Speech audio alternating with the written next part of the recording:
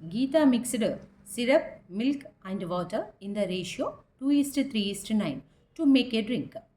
She used 6 cups of syrup. How many cups of drink did she make? Options ఏమి ఇచ్చాడు? 40, 42, 44, 46. First cups అమ్మ total cups ఎన్ని ఉన్నాయో అవి నేను ఎక్స్ అనుకుంటున్నాను.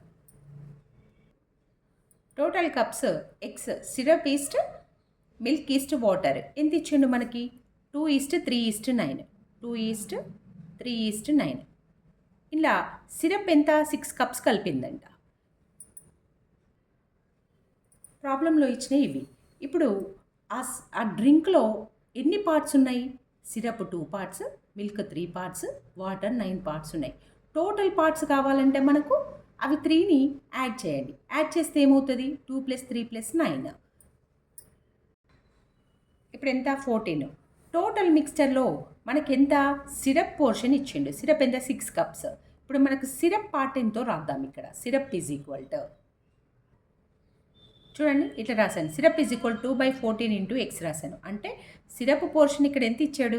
ఎన్ని పార్ట్స్ ఇచ్చాడు? 2 పార్ట్స్. టోటల్ పార్ట్స్లోకి వెళ్ళి 2 పార్ట్స్, మొత్తం మిక్స్చర్లో 2/14 పార్ట్ ఉంటుంది అనమాట. ఇప్పుడు మొత్తం మిక్సర్లో 2/14 పార్ట్ ఉంటుంది సిరప్ అనేది. ఇప్పుడు ఆల్రెడీ సిరప్ ఎంత యూజ్ చేసిందో మనకు ప్రాబ్లంలో ఇచ్చాడు. ప్రాబ్లంలో ఎంత ఇచ్చాడు? 6 కప్స్. ఆ 6 కప్స్ నేను ఇక్కడ రాస్తున్నా. 6 కప్స్ రాసి ఇదంతా యాజ్ ఇట్ ఈజ్ రాసేస్తున్నా. ఎక్స్ ఇక్కడే పెట్టండి, 2/14 అది తీసుకెళ్ళండి.